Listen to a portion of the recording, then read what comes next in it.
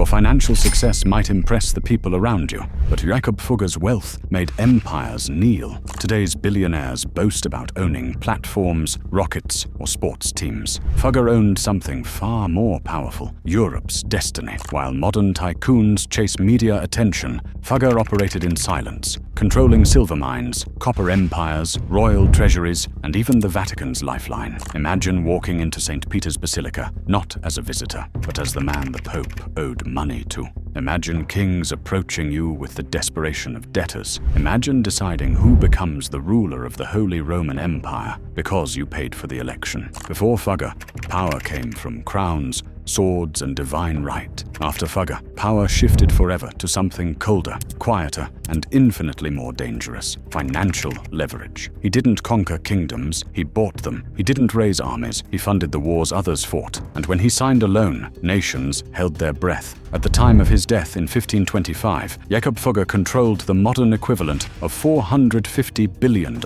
a fortune so massive it could bankrupt kings and resurrect empires. He wasn't just wealthy, he rewrote the rules of power itself. This is the story of the Fugger dynasty, a shadow empire beneath Europe's throne, what we would today recognize as the first financial deep state. The story of the Fugger dynasty does not begin in palaces or courts. It begins in Augsburg, a modest trading city in southern Germany, far from the centers of royal power. In the late 14th century, the Fugger family were textile merchants. They traded cloth, they counted coins, they lived comfortably, but not extraordinarily. At first, there was nothing remarkable about them. What changed everything was not ambition, it was understanding. Jakob Fugger realized something his contemporaries did not. Wealth was not created by selling goods, it was created by controlling money itself. Others sold goods. Fugger positioned himself where money was scarce. He reinvested relentlessly. He expanded across borders. He financed trade routes instead of individual traders. And slowly, something shifted. The Fuggers stopped competing inside the market. They began structuring it. The decisive moment came when Jakob Fugger moved beyond commerce and into lending. Kings were perpetually short of cash, funding wars, courts, dynasties, and ambition. They had authority. They had armies. What they lacked was liquidity. Fugger supplied it. One loan changed everything. When Emperor Maximilian I needed funds to secure his position, Fugger stepped in. The sum was enormous, the risk was real, but the outcome was irreversible. From that moment on, kings no longer stood above the Fuggers. They stood in debt to them. And debt rewrites hierarchies. Crowns could command loyalty, titles could claim divine right, but neither functioned without money. Jakob Fugger understood the truth that would define the modern world. Money was not wealth, money was leverage, and once he controlled liquidity, power followed, quietly, efficiently, and without resistance. By the early 1500s, Jakob Fugger had already mastered trade and lending, but he understood something deeper. Power does not come from money in circulation. It comes from money at its source. Europe ran on metal, and whoever controlled silver controlled currency. So the Fuggers went where kings rarely looked. They acquired control over mines in Tyrol, Hungary, and Bohemia, regions that produced much of Europe's precious metal. They didn't speculate, they dominated. Fugger capital financed extraction, smelting, transport, and distribution. Mints across Europe struck coins made from Fugger silver. A king could issue decrees, a pope could declare doctrine, but neither could mint money without metal, and metal flowed through Fugger hands. This was the moment leverage became visible. Somewhere in Central Europe, an army waited. The men were assembled. The campaign was ready, but payment did not arrive. No silver, no wages. Morale collapsed. Not because loyalty failed, but because families needed food. The problem was not military, it was financial. A letter was sent, not to another ruler, but to Augsburg. Until the silver moved, nothing else could. Armies marched only when bankers allowed them to. But metal alone was not enough. Information mattered just as much. To protect their position, the Fuggers built a private intelligence network. Their agents knew who was desperate and when. Loans were released at exactly the right moment. Credit was delayed when pressure was needed. No threats, no announcements. The system enforced itself. By controlling metal, the Fuggers controlled currency. By controlling currency, they controlled credit. By controlling credit, they controlled decisions. Europe still looked medieval. Crowns, banners, and crusades. But beneath the surface, a new order was forming. Power no longer marched in armor.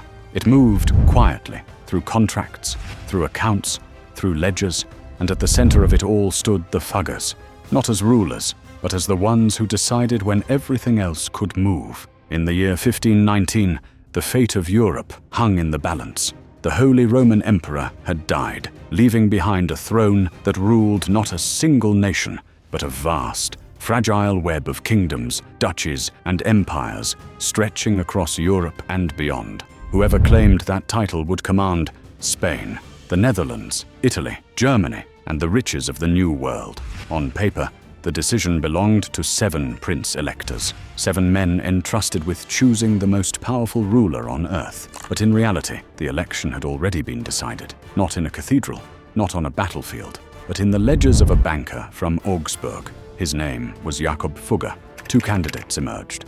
On one side stood Francis I of France, wealthy, ambitious, and determined to surround his rivals. On the other stood Charles of Habsburg, a young ruler whose territories already spanned half of Europe, but whose treasury was dangerously thin. Charles did not have enough money to buy the crown. Fugger did. What followed was one of the most brazen financial operations in history. Fugger assembled an enormous pool of capital, millions of florins, and quietly distributed it through intermediaries. Prince-electors received gifts, courts received loans, debts were forgiven, promises were secured, everything was legal, everything was discreet, and everything was recorded. The election was no longer a contest of legitimacy or lineage. It was a transaction. When the votes were cast, Charles V emerged as Holy Roman Emperor. Europe hailed a new ruler, but behind the celebration stood an uncomfortable truth. Charles V did not rule by divine right. He ruled by credit, and the creditor was Jakob Fugger. The price of the crown was steep. In exchange for financing the election, Fugger received exclusive mining monopolies, tax privileges across multiple territories, legal protections that placed him beyond the reach of local courts, direct access to imperial decision-making. Fugger was no longer just a banker. He had become a kingmaker. From that moment forward, emperors could command armies, but only if Fugger approved the funding. Wars could be declared, but only if Fugger released the silver. Diplomacy continued, but always underwritten by debt. Charles V ruled the largest empire the West had seen since Rome, but even he was constrained, because every campaign, every fleet, every garrison depended on loans that flowed from Augsburg. When Charles needed to suppress revolts, Fugger financed them. When he fought wars in Italy, Fugger paid. When the empire expanded overseas, Fugger's money crossed the ocean first, and with each loan, the balance of power shifted further. Crowns looked impressive, titles sounded eternal, but none of it functioned without liquidity. Jakob Fugger never sat on a throne. He never issued laws. He never led an army. Yet through debt, he decided who ruled, who fought, and who survived. This was no longer medieval power. This was something new, a system where sovereignty did not rest in bloodlines, but in balance sheets. And Europe had just entered the age of financial rule. By the early 1500s, there was one institution even kings hesitated to challenge: the Catholic Church. It crowned emperors.